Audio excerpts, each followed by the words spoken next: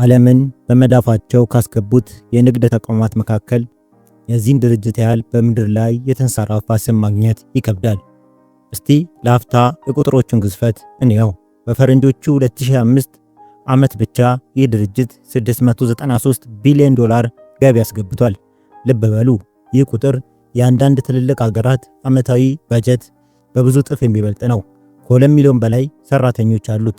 ይህ ማለት የአንዳንድ ትናንሽ ሀገራት ህዝብ ብዛት የሚያክል ሰራዊት ቀጥሮ ያሰራል ማለት ነው። ስሙ ዋልማርት ይሰኛል። ነገር ግን የታሪክ መዛግብት ገለጥ አድርገን ወደ ኋላ ስንመለስ ከዚህ ሁሉ ግርማ ሞገስ በስተጀርባ አንድ ተስፋ የተጣለበት፣ አለቃው ለዚህ ስራ አትሆንም ብሎ ያባረረው፣ በጀመረው የንግድ ሥራ ከስሮ ከከተማ የተባረረ አንድ ምስኪን የገበሬ ልጅ እናገኛለን። ዓለም በወድቀት ስትፈትን እጅ በሚሰጥበት፣ እርሱ ግን ከወድቀት አለት ላይ የስኬትን መሰላል የሰራ ጥበበኛ። ይህ የሳም ዋልተን ታሪክ ነው።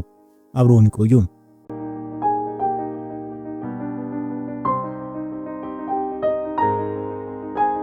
የዛሬ 100 ዓመት ገደማ ያለውን ዓለም ስንመለከት ምድር በእሳትና በጭስ ታፍና የነበረበት ጊዜን እናገኛለን።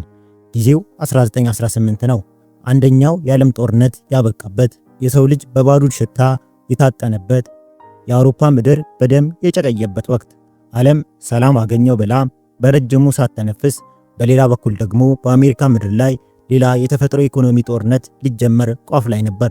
ልክ በዚህ ዓመት ማርች 29 1918 በኪንግ ፊሸር ኦክላሃማ አንድ ሕፃን ወደዚች ዓለም መጣ። ኦክላሃማ በወቅቱ የአቧራና የደርቅ ምድር፣ ሰማይ ሲጠቁር ዝናብ የሚዘንብ የሚመስላቸው፣ ነገር ግን ከሰማይ የሚወርደው አቧራና አሸዋ ብቻ የነበረበት ዙሪያው ገደል የሆነ ዘመን። በዚህ አስቸጋሪ ጊዜና ቦታ ነበር የወደፊቱ የዓለም የንግድ ንጉሥ ሳም ዋልተን የተወለደው።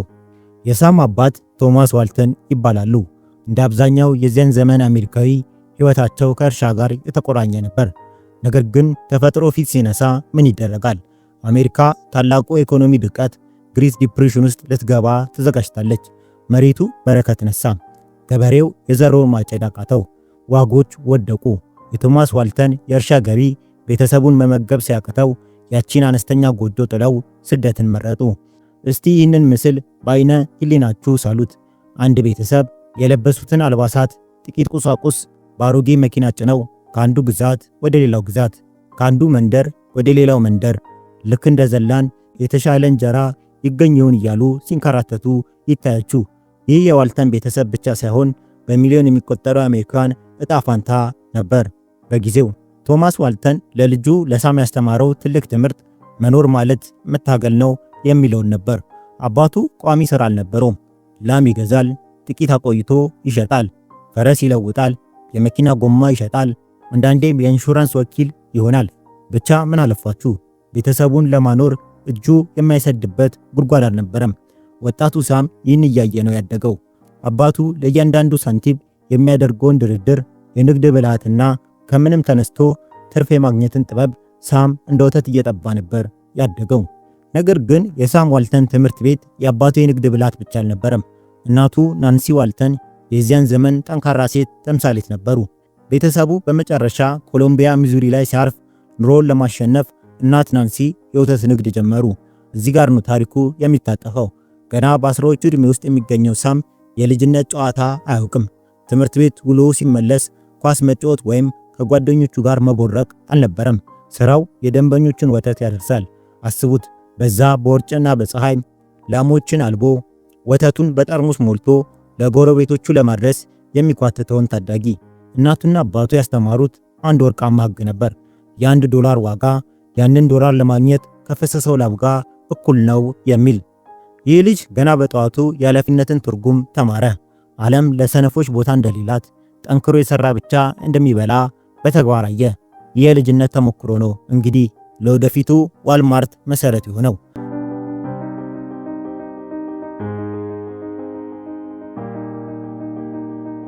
ነገር ግን በዋልተን ቤት ውስጥ ሁሉም ነገር አልጋ ባልጋ አልነበረም። ድነት ሲመጣ ፍቅር በመስኮት ይወጣል እንደሚባለው ሳይሆን አይቀርም። የሳም ወላጆች ግንኙነት ይሻከረ ነበር። ሳም በራሱ ግለ ታሪክ አውቶግራፊ ላይ እንደጻፈው ወላጆቼ አብረው ለመኖር ከተፈጠሩ ሰዎች ሁሉ እጅግ ተነካሽና ተነታራኪዎች ነበሩ ይላል። አባቱ ቶማስ ቤተሰቡን ለማስተዳደር ሲል ሁሌም በመንገድ ላይ ነበር። ከቤት መጥፋት፣ የኑሮ ክብደት፣ የባህሪ ልዩነት ተዳምሮ ቤቱ የጦር ሜዳ ነበር። ታዲያ አንድ ብልህ ሕፃን ከእንደዚህ አይነት የቤተሰብ ጦርነት እንዴት ያመልጣል? እዚህ ጋር ነው የሳም ዋልተን የሥነ ልቦና ጥንካሬ የሚገለጠው። የቤቱን ጩኸትና ንትርክ ለማምለጥ ሳም ፊቱን ወደ ውጭ መለሰ። ቤት ውስጥ ያጣውን ሰላምና ተቀባይነት በውጭ ዓለም ፈለገ። እንዴት? በስኬት። ተመልከቱ። የቤት ውስጥ ችግር ለአንዳንዶች የመውደቂያ ምክንያት ሲሆን፣ ለሳም ግን የመነሳሳት ነዳጅ ሆነለት። ስፖርት ውስጥ ገባ። ራሱን በከባድ ዲሲፕሊን አነጸ። ቦይ ስካውት ተቀላቀለ። ዝም ብሎ አባል አልሆነም። በ13 ዓመቱ በሚዙሪ ግዛት ውስጥ የኢግል ስካውት ማዕረግን ያገኘ ትንሹ ልጅ ለመሆን በቃ። ይህ በዘመኑ ትልቅ ዜና ነበር። ልጅነት ሳይጠግበው መሪነትን ተለማመደ። የቤቱን ጩኸት በውጭ ስኬት አዳፈነው። የሁለተኛ ደረጃ ትምህርቱን በዴቪድ ሂክማን ሃይስኩል ሲከታተልም ሳም ተራ ተማሪ አልነበረም። የተማሪዎች መማክርት ፕሬዝዳንት ነበር። የፉትቦል ቡድን መሪ ነበር። ያ የድህነት ዘመን፣ ያ የቤተሰብ ቀውስ ሳምን አልሰበረውም፣ ይልቁንም ጠረበው፣ አሞረደው። ለካስ ለወደፊቱ ግዙፍ ኢምፓየር መሪነት እየተዘጋጀ ነበር። አንዳንድ ስኬታማ ሰዎች እንደሚሉት ታላላቅ ሰዎች የሚፈጠሩት በምቾት አልጋ ላይ ሳይሆን በችግር አለት ላይ ነው። ሳም ዋልተን ጋዜጣ እያዞረ፣ ወተት እያለበ፣ በሬስቶራንት ውስጥ አስተናጋጅ ሆኖ እየሰራ፣ ለምግብ የሚሆን እየሰበሰበ ያደገው ልጅ የኢኮኖሚ ቀውስ ያስተማረው ትምህርት ከየትኛው ዩኒቨርሲቲ በላይ ነበር። አሜሪካ በታላቅ የኢኮኖሚ ድቀት ስትታመስ፣ ሳም ዋልተን ግን የሥራ ክቡርነትን፣ የደንበኛን ዋጋ እናም ከምንም ተነስቶ ማትረፍን በተግባር እየተማረ ነበር። የልጅነት ጊዜው አልጋ ባልጋ አልነበረም፣ እሾህና ሜኬላ የሞላበት እንጂ። ነገር ግን እሾሁ ነው አበቦችን እንዲጠነክሩ የሚያደርገው። በኦክላማ አቧራና በሚዙሪ የኑሮ ውጣ ወረድ ውስጥ የተጠነሰሰው የዚህ ልጅ ህልም አንድ ቀን ዓለም እንደሚቀይር ማን አሰበ? ማንም ከራሱ ከሳም በስተቀር። ይህ እንግዲህ ገና ጅማሮ ነው። ከኦክላማ ጭቃማ እርሻ ተነስቶ ዓለምን ወደሚገዛው የንግድ ዙፋን ለመውጣት የተደረገው ረጅም ጉዞ፣ የመጀመሪያው የልጅነት ህይወቱ ይህን ይመስላል።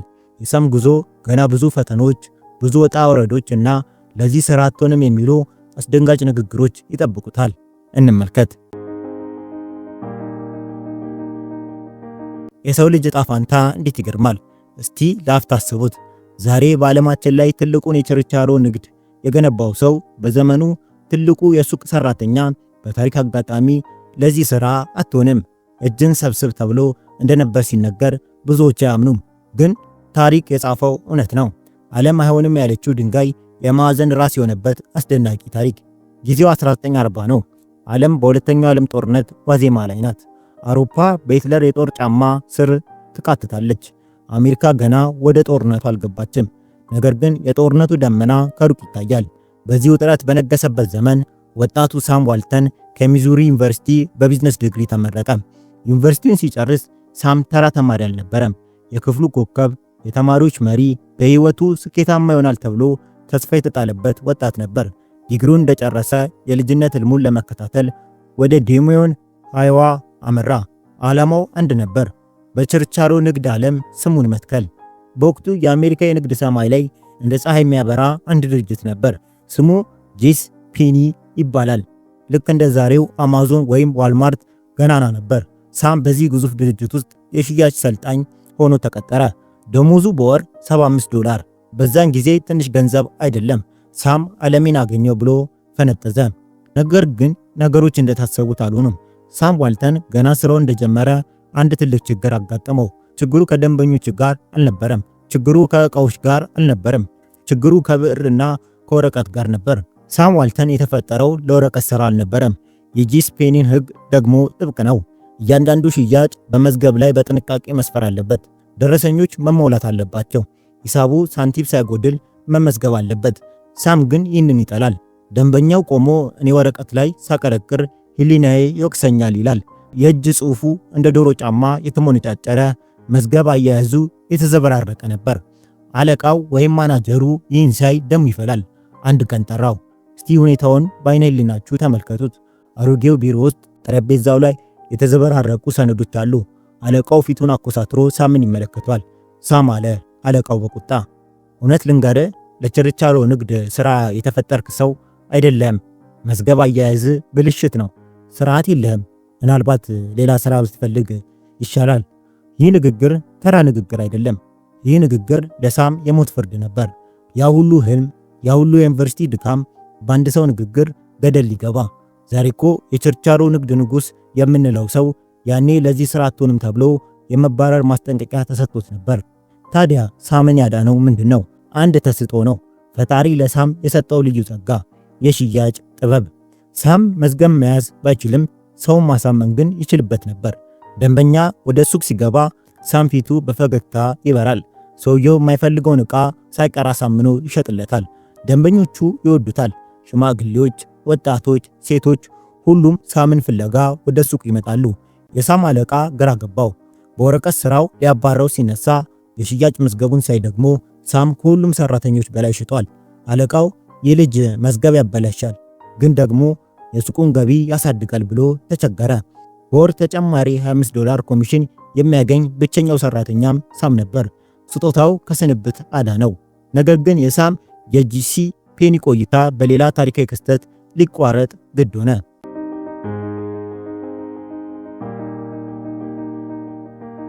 ዲሴምበር 7 1941 ጃፓን ፐርል ሃርበርን ደበደበች። አሜሪካ በድንጋጤ ነቃች። ጦርነት ታወጀ። ወጣቱ ሳም ዋልተን ሀገሩን ለማገልገል ሲል ያንን የጀመረውን ሥራ አለቀቀ። የጄሲ ፔኒን መዝገብ እርግፍ አድርጎ ትቶ የጦር ሰራዊት ተቀላቀለ። ጦር ሰራዊቱ ሲገባ አዛዦች የሳምን የአመራር ብቃት ወዲያውኑ ያዩት። ወታደራዊ የስለላ ክፍል ውስጥ ተመደበ። ማዕረጉም በፍጥነት ወደ ካፒቴንነት አደገ። የሚገርመው ነገር ጦርነቱ ለሳም ሌላ ዕድል ይዞ መጣ። በ1942 በሥራ ጉዳይ ኦክላሃማ በነበረበት ወቅት ሕይወቱን ሙሉ አብራው ምትዘልቅ የልጆቹ እናት የንግድ ሥራው አጋር የሆነችው ሄለን ሮብሰን አገኘ። ፍቅር እንደ መብረቅ መታው። ብዙም ሳይቆይ ፌብሩዋሪ 14 1943 በቫላንታይን ቀን ተጋቡ። ሄለን ዝም ብላ የቤት እመቤት አልነበረችም። ከአባቷ በወረሰችው የንግድ ዕውቀትና በገንዘብ አቅም ለወደፊቱ የሳም ስኬት የጀርባ አጥንት የሆነች ብረት ሴት ናት። እንግዲህ ተመልከቱ፣ ለዚህ ሥራ አትሆንም ተብሎ ከጄሲ ፔኒ ሊባረር የነበረው ሳም አሁን የጦር መኮንን ሆኗል፣ ባለትዳር ሆኗል። ነገር ግን በልብ ውስጥ ያለው የንግድ ጥማት አልረካም። ጦርነቱ ሲያበቃ ምን ይፈጠር ይሆን? አለቃው አትሆንም ያለው ንግድ በግሉ ሊሞክረው ይደፍር ይሆን ወይስ በፍርሃት ወደ ኋላ ይመለሳል? እንመልከተው።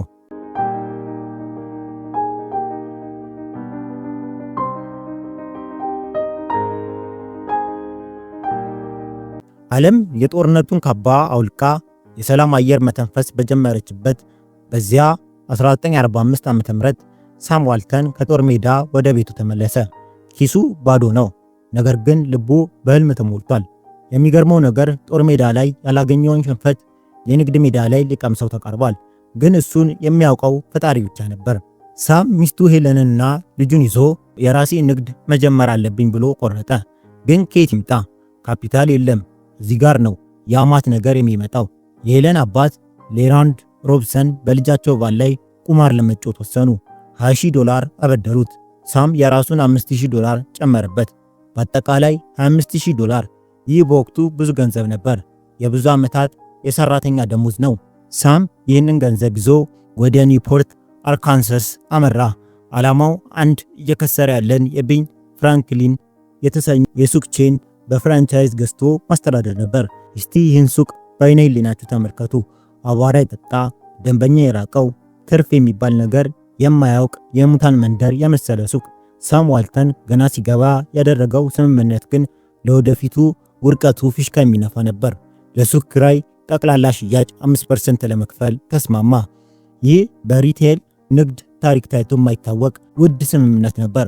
ሳም ግን እሰራዋለሁ በሚል ወኔ ፈረመ። ነገር ግን ሰይጣን ያለው በዝርዝር ውስጥ ነው።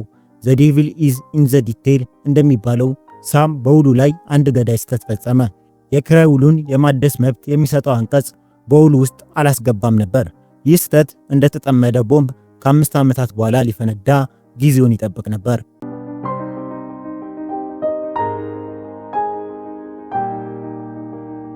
ለጊዜው ግን ሳም ዋልተን ታምር መስራት ጀመረ። የተለመደውን የንግድ ሕግ ገልበጥበጥ አደረገው። የፍራንቻይዝ ሕጉን ዕቃ ከኛ ብቻ ግዙ ይላል። ሳም ግን አሻፈረኝ አለ። እርካሽ ዕቃዎች ከቴኒሲና ከሌሎች ቦታዎች እየፈለገ አመጣ። ለደንበኞቹ እጅግ በጣም በርካሽ ዋጋ ቀረበ። ትርፍ በሽያጭ ብዛት እንጂ በነጠላ ዕቃ ትርፍ አይደለም በሚል አዲስ ፍልስፍና አራመደ። ኒውፖርት በሳም ዋልተን አብዳለች። እስቲ የከተማውን ድባብ ተመልከቱ። ቅዳሜ ማታ ሲሆን ሳም የእግረኛ መንገድ ላይ የአይስክሬም ማሽን ያቆማል። አንድ ጥግ ላይ የፖፕኮርን መኪና ይተክላል። መንገድ ላይ ቆሞ ልክ እንደ ቸርቻሪ ይጣራል። ኑ ግዙ፣ ኑ ቅመሱ እያለ ይጮኻል። ሰው ይተራመሳል። ያ የተረሳ ሱቅ የከተማው የገበያ ማዕከል ሆነ። ውጤቱ የሚያስደነግጥ ነበር። በመጀመሪያው ዓመት ሽያጭ ከ72000 ወደ 105000 አደገ። በሁለተኛው ዓመት 140000 በሶስተኛው ዓመት 175000 ሳም በ3 ዓመት ውስጥ የዓመቱን ብድር ከፍሎ ጨረሰ። በአርካንስ ግዛት አንደኛ፣ ከጎረቤት ግዛቶች ሁሉ ተወዳዳሪ የሌለው የቫራይቲ ስቶር ባለቤት ሆነ። ገንዘቡ እንደ ዝናብ ዘነበ። ሳም የከተማው ንጉሥ፣ የንግድ ማህበረሰቡ ፕሬዝዳንት፣ የቤተ ክርስቲያን ሽማግሌ ሆነ። ቤተሰቡ ኒውፖርትን ወደዳት፣ አፈቀራት። ልጆቹ እዛው ተወለዱ። እዚያ አርጅተን እንሞታለን ብለው አሰቡ። ነገር ግን የታሪክ መራራው ገጽ ተገለጠ። 5 ዓመታት ሞሉና የሱቁ የኪራይ ውል አበቃ። ሳም ዋልተን በልበ ሙሉነት ውሉን ለማደስ ወደ ሱቁ ባለቤት ወደ አከራዩ ፒኬ ሆምስ ቢሮ ሄደ። ሳም እርግጠኛ ነበር። እንዴት አድርጌ የሱቁን ዋጋ እንዳሳደግኩለት ያውቃል። በደስታ ውሉን ያድስልኛል ብሎ ነበር ያሰበው። ቢሮ ውስጥ የጠበቀው ግን እንደ በረዶ የሚቀዘቅዝ ፊት ነበር። አከራዩ ቀዝቀዝ ብሎ ሳምን ተመለከተ። ሳም አለ፣ ድምፅ ውስጥ ምንም አይነት ርኅራኄ የለም። በጣም ጥሩ ሥራ ሰርተሃል። ሱቁን ከዜሮ አነሳኸው፣ ደንበኞችን አፍርተሃል። አሁን ግን ውሉን አላድስልህም። ሳም ጆሮን ማመን አቃተው። ለምን? ክራይ ጨምራለሁ፣ የምትፈልገውን እከፍላለሁ አለ። አከራዩ እውነቱን አወጣው። አየ ሳም፣ ልጄ አድጓል። ለነሱ የተሰናዳ ትርፋማ የሆነ ደንበኛ ያለው ንግድ መስጠት እፈልጋለሁ። አንተ የሰራው ሱቅ ለልጄ መስጠት ስለምፈልግ ውጣ አለው። ይህ እንዴት ያለ ክደት ነው! በሰው ላብ፣ በሰው ድካም፣ በሰው ጥበብ የተገነባ ቤት የኔ ነው ብሎ መንጠቅ፣ የሕግ ክፍተትን ተጠቅሞ የሞራል ልዕልናን መጣል። ሳም ዋልተን ይህን ሲሰማ ዓለም የዞረችበት መሰለው። በሕይወት ታሪኩ ላይ እንዲህ ሲል ጽፏል። ይህ በሕይወቴ ዝቅተኛውና አስከፊው ጊዜ ነበር። ሆዴን ሲያመኝና ሲያቅለሸልሸኝ ይታወቀኝ ነበር። ለህብረተሰቡ የቻልኩትን ሁሉ ሰጥቼ ሁሉም ነገር በትክክል ሰርቼ በጠራራ ፀሐይ ከከተማው ተባረርኩ ሲል ሁኔታውን ገልጾታል። ይህ ውድቀት ተራ ውድቀት አይደለም፣ የክብሩ መገፈፍ ነው። በሚወደው ከተማ ላይ የሰራው ህንፃ፣ የገነባው ደንበኛ ለሌላ አሳልፎ የመስጠት ስቃይ። ሳም አማራጭ አልነበረውም። ሱቁ ዕቃውን መደርደሪያውን ሳይቀር ሽጦ ሚስቱና ልጆቹን ይዞ ከኒውፖርት ለመውጣት ተገደደ። ያ ሁሉ የጎዳና ላይ ጩኸት፣ ያ ሁሉ ሌሊት ሙሉ የሰራው ሥራ፣ ያ ሁሉ ድካም፣ ያ ሁሉ ደንበኛ በአንድ ፊርማ ባዶ ሆነ።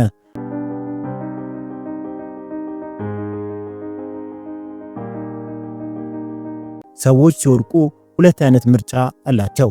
አንደኛው ዓለም ጨካኝ ናት ብሎ ማልቀስና መሸነፍ፣ ሁለተኛው ደግሞ ይህ ውድቀት ሳይሆን ትምህርት ነው ብሎ መነሳት። ኒውፖርት ለሳም ዋልተን መቃብር አልሆነችም። ይልቁንም ታላቁ ዋልማርት የሚጸነስበት ማዕፀን ሆነች። አይቼልሃለሁ፣ በሕግ ክፍተት መታየኝ አይደል? በሚቀጥለው ጊዜ ግን ማንም ሊነካኝ የማይችለው 99 ዓመት ውል ነው የምፈርመው ብሎ ምሎ ወጣ። በጣም የሚገርመው የታሪክ ግጥጥሞች ምን እንደሆነ ስንመለከት ያ አከራይ ለልጁ ብሎ የነጠቀው ሱቅ ከዓመታት በኋላ ከሰረና ተዘጋ። ሳም ዋልተን ግን ዓለምን አጥለቀለቀ። አንዳንድ ጊዜ ፈጣሪ ከትንሽ ኩሬ የሚያስወጣ ወደ ትልቅ ውቅያኖስ ሊወስድ ሲፈልግ ነው ይባላል። የኒውፖርት ብስራት የቢቴንቪልን ትንሣኤ ወለደ። ከከተማ የተባረረው ስደተኛ ነጋዴ በቀጣይ እንዴት ያለ አስደናቂ የበቀል ስኬት እርምጃ እንደሚወስድ እናያለን። የሰው ልጅ ወድቆ መነሳ ሲጀምር ጉልበቱ ብቻ ሳይሆን አስተሳሰቡም ይለወጣል። ከኒውፖርት በግፍ የተባረረው ሳም ዋልተን እንደ ቁስለኛ አንበሳ እያለከለከ ግን ደግሞ እንደ አዲስ ለመፈጠር እየተንገዳገደ አዲስ መኖሪያ ፍለጋ ባዘነ። ጊዜው 1950 ዓ.ም ነው። አሜሪካ ከጦርነት መልስ እያገገመች ኢኮኖሚዋ እያንሰራራ ያለበት ዘመን። ሳም ካርቶን ዘርግቶ የአርካንሰስን ከተሞች ይመለከታል። ልቡ የተሰበረው በኒውፖርት ነው። አሁን ደግሞ መድኃኒቱ የሚፈልገው ከሌላ ቦታ። ብዙ ቦታዎችን አማተረ። በመጨረሻ ግን እጣ ፋንታው አንዲት ደቃቃ እንቅልፋምና በካርታ ላይ መኖሯ እንኳን በቅጡ የማትታወቅ መንደር ላይ አረፈ። ስሟ ቤንቴን ቤሊ ትባላለች። ይቺ ከተማ በዓይነ ሕሊናችሁ ሳሏት። ዛሬ ዓለምን የሚያንቀጠቅጠው የዋልማርት ዋና መስሪያ ቤት ያለባት ከተማ፣ ያኔ ግን ከ3000 የማይበልጥ ሕዝብ የሚኖርባት፣ ጸጥታ የዋጠው ዶሮዎች መንገድ ላይ የሚሸራሸሩባት ገጠር ነበረች። ሳም ዋልተን ሚስቱ ሄለንን ይዞ ወደዚች መንደር ሲገባ ብዙዎች ይህ ሰው አብዶ መሆን አለበት ብለው አሰቡ። ለምን ቢሉ ንግድ እኮ የሚሰራው ሰው ባለበት ገንዘብ በሚንቀሳቀስበት ቦታ ነው። ሳም ግን ወደ ጫካ ገባ። ነገር ግን ከሳም ዋልተን ውሳኔ በስተጀርባ አንዲት ጠንካራ ሴት ነበረች። ሄለን ዋልተን ከኒውፖርት ሲባረር ለባሏ አንድ ሕግ አውጥታለት ነበር። ሳም ዳግመኛ ከ10,000 ሕዝብ በላይ ካለው ከተማ እንድኖር አልፈልግም፣ የትም ንግድ ሥራ፣ እኔ ግን የምፈልገው ትንሽና ሰላማዊ መንደር ነው አለች። የባለቤቱን ቃል ለማክበር ሲል ሳም ይችን የገጠር መንደር መረጠ። እዚህ ጋር ነው የታሪክ ምሁራን በክፉ የተሸነፈ በጎ ነገር የሚሉት። ሳም ወደ ትልቅ ከተማ ሄዶ ቢሆን ኖሮ ምናልባት በትልቅ ኩባንያዎች ተውጦ ይጠፋ ነበር። ቤንቴንቪል ግን የራሱ መንግስት፣ የራሱ ቤተ ሙከራ ሆነችለት። ሳም ዋልተን በቤንቴንቪል አደባባይ ላይ አንድ ያረጀ ሱቅ አገኘ። የሉተር ሃድሰን ሱቅ ይባላል። ልክ ኒውፖርት ላይ እንደተፈጠረ ሁሉ ይህም ሱቅ በኪሳራ የሚቃትት ነበር። ሳም ግን አይኑ የሚያየው ኪሳራው ላይ ሳይሆን የወደፊቱን ተስፋ ነበር። ከታሪክ እንማር ካልን የሳም ዋልተን ትልቁ ትምህርት እዚህ ጋር ነው። በኒውፖርት የተባረረው በኪራይ ውል ማደሻ እጦት ምክንያት ነበር አይደለም። አሁን ያንን ስህተት አይደግምም። ከህንፃው ባለቤት ጋር ሲደራደር ጠረጴዛውን መታ አድርጎ አንድ ቅድመ ሁኔታ አስቀመጠ። ሱቁን የምከራይ የ99 ዓመት የኪራይ ውል ከፈረማችሁልኝ ብቻ ነው አለ። በ99 ዓመት ውል ማንም እንደማያነቃንቀው እርግጠኛ ለመሆን ፈለገ። ይህ የውል ወረቀት የሱ የመድን ዋስትና ነበር። ውሉን ተፈራረመ። ሱቁም ዋልተን 510 የዋልተን 5 እና 10 ሳንቲም ሱቅ ብሎ ሰየመው። የቤንቴንቪል ነዋሪዎች ስለ አዲሱ መጤ ያወራሉ፣ ያሽሟጥጣሉ። ሻቤት ተቀምጠው ይህ የከተማ ሰው እዚህ ገጠር ምን ሊሰራ መጣ? ቢበዛ 60 ቀን ካልሆነ 90 ቀን ነው የሚቆየው፣ ከስሮ መሄዱ አይቀርም እያሉ ተወራረዱበት። እነርሱ የማያውቁት ነገር ይህ ሰው ውድቀትን እንደ ስንቅ ተሸክሞ የመጣ ለሽንፈት እጅ የማይሰጥ ግትር መሆኑን ነበር።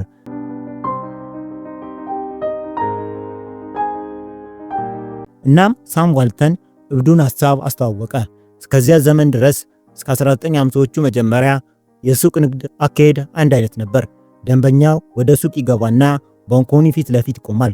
ሻጩን ይህንን ስጠኝ፣ ያንን አምጣልኝ ይላል። ሻጩ እየዞረ ዕቃ ያመጣለታል። ደንበኛው ዕቃውን የመነካካት የመምረጥ መብት አልነበረውም። ሳም ዋልተን ግን አንድ ቀን ወደ ሚኒሶታ ክልል ሄዶ አዲስ ነገር ተመለከተ። ሁለት ሱቆች ሰልፍ ሰርቪስ ወይም ራስን ማስተናገድ የሚባል አሰራር ሲሞክሩ አየ። አሰራሩ ቀላል ነው። መደርደሪያዎቹ ክፍት ናቸው። ደንበኛው ገብቶ የፈለገውን ዕቃ አንስቶ በቅርጫት ይዞ ወደ መውጫው ወይም ወደ ካሸሪ ለመክፈል ይሄዳል። ይህ ሐሳብ ለሳም አእምሮ ልክ እንደ መብረቅ ብልሽታ ነበር። አገኘሁት አለ። ወደ ቤንቴንቪል ተመለሰና ሱቁን በሙሉ አፈረሰው። ባንኮኒዎቹን ሰባበረ። ዕቃዎቹን በመደርደሪያ ላይ ለሕዝብ ክፍት አደረጋቸው። ሰራተኞች ደነገጡ። አለቃ፣ ሕዝብ እኮ ዕቃ ይሰርቃል፣ ያከስረናል፣ እንዴት ዕቃ ዝም ብሎ ሜዳ ላይ ይጣላል አሉት። ሳም ግን የሰው ልጅ ስለንቦና ገብቶት ነበር። ደንበኛ ዕቃ በእጁ ሲነካ ሲያገላብጥ የመግዛት ፍላጎቱ ይጨምራል። ከዛም በላይ ዕቃ አቀባይ ሰራተኞች ስለማያስፈልጉ ወጪው ይቀንሳል። ወጪ ሲቀንስ ዕቃውን በርካሽ መሸጥ ይችላል። ሱቁ እንደገና ተከፈተ። ዋልተን 510 በአዲስ መልክ በሚል የቤንቴንቪል ሕዝብ ማመን አቃተው። በራሳቸው ገብተው ዕቃ መርጠው የሚወጡበት ዘመናዊ ሱቅ ልክ እንደ ማግኔት ሳባቸው። 60 ቀን አይቆይም የተባለው ሰውዬ ሱቁ በሰው ተጥለቀለቀ። ሽያጩ በ3 እጥፍ አደገ። ይህ ራስን ማስተናገድ የሚባለው ነገር ዛሬ ለኛ ቀላል ሊመስል ይችላል። ያኔ ግን አብዮት ወይም ሪቮሉሽን ነበር። ሳም ዋልተን ፈጣሪ አልነበረም። እሱ ምርጥ ኮራጅ ወይም አሻሻይ ነበር። የሌሎችን ጥሩ ሐሳብ አይቶ ወደ ራሱ አምጥቶ ከራሱ ጋር አዋህዶ የተሻለ ነገር የመፍጠር ጥበብ። በ1950ዎቹ አጋማሽ የሳም ንግድ ክንፍ አወጣ። አንድ ሱቅ፣ 2፣ 5፣ 5፣ 15 እያለ ብዙ ቅርንጫፎችን ከፈተ። ካንሳስ፣ ሚዙሪ፣ አርካንሳስ እየዞረ ሱቆችን ይከፍት ጀመር። የሚገርመው ነገር ሳም ሱቆቹን የሚቆጣጠርበት መንገድ ነው። መንገዶች እጅግ አድካሚ ስለነበሩ ሳም የራሱን ትንሽ አውሮፕላን መንዳት ተማረ። ኤርኩብ የምትባል ትንሽ አውሮፕላን ገዛ።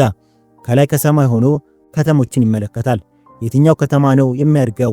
የትኛው መንደር ነው ሱቅ የሚፈልገው? እያለ እንደ ንስር ከላይ ያድናል። ሰዎች ይህ ሰው መቼ ነው የሚያርፈው ይላሉ። ሳም ግን እረፍት የሚባል ነገር አያውቅም።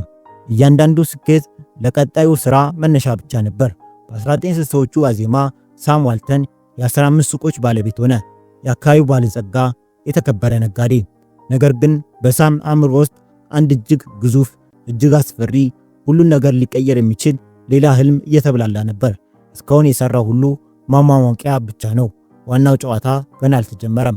የቤን ፍራንክሊን አለቆች አሁንም የሚሉት ባንኮች ፊታቸውን የሚያዞሩበት፣ ነገር ግን የዓለም የንግድ ታሪክ የሚቀይር ዋልማርት የተሰኘ ጽንሰ ሐሳብ ሊወለድ ምት ተይዟል። ይህ የቤንቴልቪ ሱቅ ለዚያ ሁሉ ታላቅነት መሰረት ሆነ። ትንሽ መጀመሪያን አትናቅ ተብሎ እንደተጻፈው ከዚች ጠባብ ሱቅ ውስጥ ዓለምን የሚለውጥ ግዙፍ ኢምፓየር እንዴት እንደተፈለፈለ የዋልማርት ልደትና የኢንዱስትሪው መገርሰስን እንመልከት።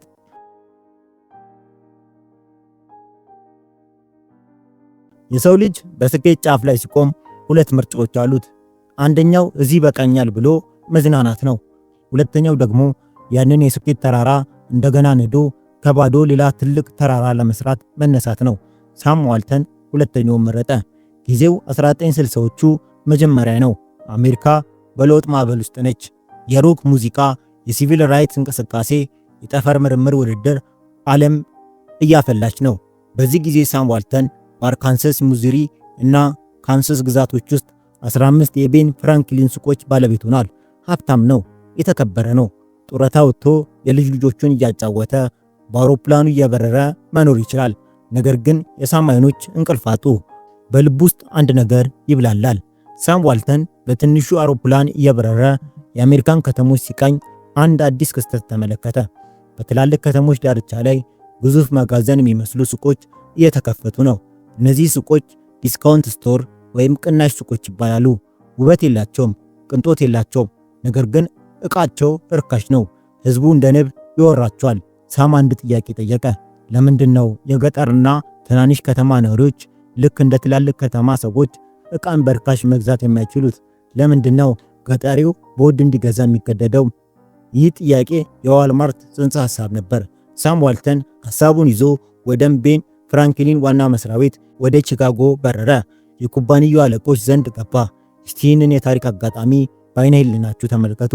የሚያምር ሱፍ የለበሱ በቅንጦት ቢሮ ውስጥ የተቀመጡ የከተማ አለቆች እና አንድ የገጠር ነጋዴ ሳም ዋልተን። ሳም ሐሳቡን አቀረበ። ሰማችሁኝ? የንግድ ሥራው እየተቀየረ ነው። ትርፋችን በግማሽ እንቀንሰው። አዎ፣ የምንሸጠውን ዕቃ ዋጋ በግማሽ እንቀንሰው። ትርፋችን በሽያጭ ብዛት ይካካሳል። እየገጠሩ እየገባን ግዙፍ የቅናሽ ሱቆችን እንክፈት አለ። አለቆቹ ተፋጠጡ። ሳም አብደሃል አሉት።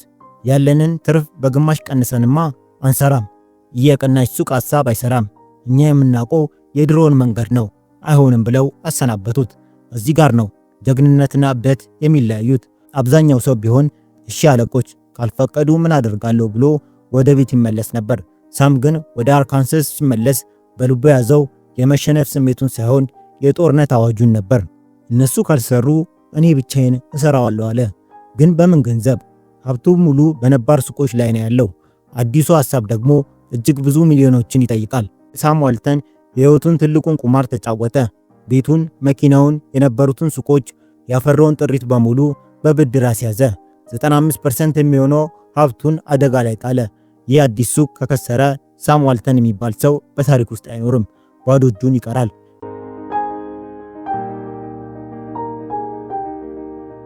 ጁላይ 2 1962 ቦታው ሮጀርስ አርካንሳስ። በዚያ ዕለት የመጀመሪያው ዋልማርት ሱቅ ተከፈተ።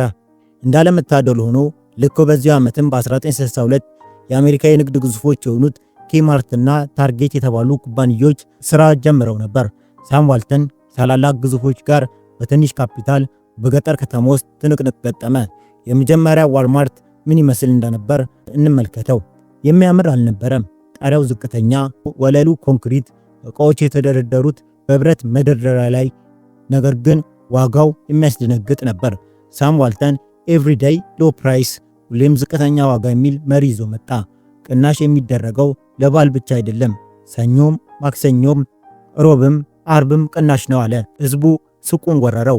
ሳም ደንበኞችን ለመሳብ ሲል አያስመጥቶ ሕፃናትን በሱቁ ፊት ያስጋልብ ነበር። በከባድ ሙቀት የሚቃጠለው ደንበኛን ለማቀዝቀዝ ውሃ በነፃ ያድላል። በረዶ የሞላበት በርሜል ውስጥ ሐብሐብ ይሸጣል። የቅንጦት ሱቅ አልነበረም፣ የደሃው ሕዝብ ገነት እንጂ። የዎል ስትሪት ተንታኞች ሳቁበት። ይህ የገጠር ሰው ከግዙፎቹ ጋር ሊላተም ነው፣ ይደንቃል አሉ። ሳም ግን አንድ ምስጢር ነበረው፣ ቴክኖሎጂ። በዚያን ዘመን ማንም ሳያስበው ሳም ኮምፒውተሮችን መጠቀም ጀመረ። የትኛው ዕቃ እንደተሸጠ፣ የትኛው እንደቀረ በየሰኮንዱ የሚቆጣጠርበት ስራ ዘረጋ። መኪኖችን ወይም ትራኮችን ራሱ ገዛ። ከአምራች ቀጥታ ገዝቶ መጋዘን ሳያከማች ቀጥታ ወደ ሱቅ ያራግፋል። ደላላ የለም፣ ጅምላ ሻጭ የለም። በዚህም ምክንያት ዋጋውን ሰበረው። ዓመታት ነጎዱ። አንድ የነበረው ዋልማርት 10 ሆኑ። 10ሩ 100 ሆነ፣ 100 ሺህ ሆነ። እንደ ጉንዳን በአሜሪካ ላይ በየቦታው ተስፋፋ። ከተሞች ሳይሆኑ ገጠሮች ላይ ያነጣጠረ የገጠሩን ሕዝብ ልብ ገዛ። እነዛ ሳምን አይሆንም ያሉት የቤን ፍራንክሊን አለቆች በቁጭት ጸጉራቸውን ነጩ። በ1970 ዓ.ም ዋልማርት ወደ አክሲዮን ገበያ ገባ። እዚህ ጋር አንድ አስገራሚ ታሪክ አለ። ሳም ዋልተን ለሰራተኞቹ ደሞዝ ብቻ ሳይሆን የኩባንያውን አክሲዮን ይሰጣቸው ነበር። በድርጅቱ ውስጥ መኪና የሚያሽከረክሩ፣ መጋዘን የሚያጸዱ ተራ ሰራተኞች የአክሲዮን ድርሻ ያዙ። ከጥቂት ዓመታት በኋላ ዋልማርት ምን ያህል አደገ መሰላችሁ? እነዚያ የጭነት መኪና ሹፌሮችና ጽዳቶች በሚሊዮን ዶላር የሚቆጠር ሀብት አፈሩ። ዓለም አይቶት የማያውቀው የሀብት ክፍፍል ተፈጠረ። በ1985ም ፎርብስ መጽሔት ላይ ሳም ዋልተን የአሜሪካ ቁጥር 1 ሀብታም ብሎ አወጣው። የዚህ ሰው ሕይወት ፍጻሜ ግን ከሀብቱ ጋር የሚመጣጠን አልነበረም። የዓለም ቀዳሚው ሀብታም ቢሆንም እስከ ዕለተ ሞቱ ድረስ የሚነዳው ያችኑ ቀይ 1979 ሞዴል ፎርድ ፒካፕ መኪና ነበር። የሚኖረው ያው ቤንቲንቪል ውስጥ በሰራው አሮጌ ቤት ነው። ጸጉሩን የሚቆረጠው ሰፈር ውስጥ ባለው ተራ ጸጉር ቤት ነው። ጋዜጠኞች ጠየቁት፣ ሚስተር ዋልተን ለምንድን ነው በቢሊዮን የሚቆጠር ዶላር እያሉት እንደዚህ ተራ ኑሮ የሚኖሩት? ሳም መለሰ፣ እኔ ሀብት የሰበሰብኩት ለራሴ ለመዝናናት አይደለም፣ ደንበኞቼን ለማገልገልና ለልጆቼና ለልጅ ልጆቼ ጠንካራ ተቋም ለማቆየት ነው አለ። በአፕሪል 5 1992ም በ74 ዓመቱ ይህ ታላቅ ሰው ከዚህ ዓለም በሞት ተለየ። ሲሞት ዋልማርት 1960 ሱቆች፣ 380 ሺህ ሰራተኞች እና 50 ቢሊዮን ዶላር ዓመታዊ ሽያጭ ነበረው። ዛሬ ዋልማርት ከ2 ሚሊዮን በላይ ሰራተኞች አሉት። የብዙ ሀገራት ኢኮኖሚ የሚያክል ገቢ አለው። የቢዝነስ ሰዎች ሲጠየቁ የሳም ዋልተን ስኬት ሚስጥሩ ምንድነው ሲባሉ ሚስጥሩ ገንዘብ አይደለም ይላሉ። ሚስጥሩ ያ በኦክላሆማ በድህነት ያደገው ልጅ $1 ለማግኘት ምን ያህል እንደሚደክም ስለሚያውቅ የደንበኞችን እያንዳንዱ ሳንቲም ያከብር ስለነበር ነው። ደንበኞች ንጉስ ብቻ ሳይሆኑ ደንበኛው አለቃችን ነው ብሎ ያምን ነበር ብለው ተናግሯል። ዛሬ ዋልማርት ስናይ ግዙፉን ህንፃ ብቻ መመልከት የለብንም። በዚያ ህንፃ ስር የተቀበረው አንድን ተስፋ ያልቆረጠ ገበሬ ልጅ የእልና የጥበብና የቁርጠኝነት ታሪክ እናስታውስ። ታሪክ የነገረን አንድ እውነት አለ። የሰው ልጅ የተላከለትን ሳይሆን የታገለለትን ነው የሚያገኘው። ከኦክላሆማ ተነስቶ ወተት እያለበ አድጎ አትሆንም ተብሎ ከሥራ ተባሮ ከኒውፖርት በግፍ ተገፍቶ በመጨረሻ ዓለምን በመዳፉ ያስገባው የሳም ዋልተን ሕይወት ታሪክ ይህን ይመስል ነበር። የሳም ዋልተን ታሪክ በዚህ ቋጨን። በሌላ ፕሮግራም እስከምንገናኝ ቸር ሰንብቱ።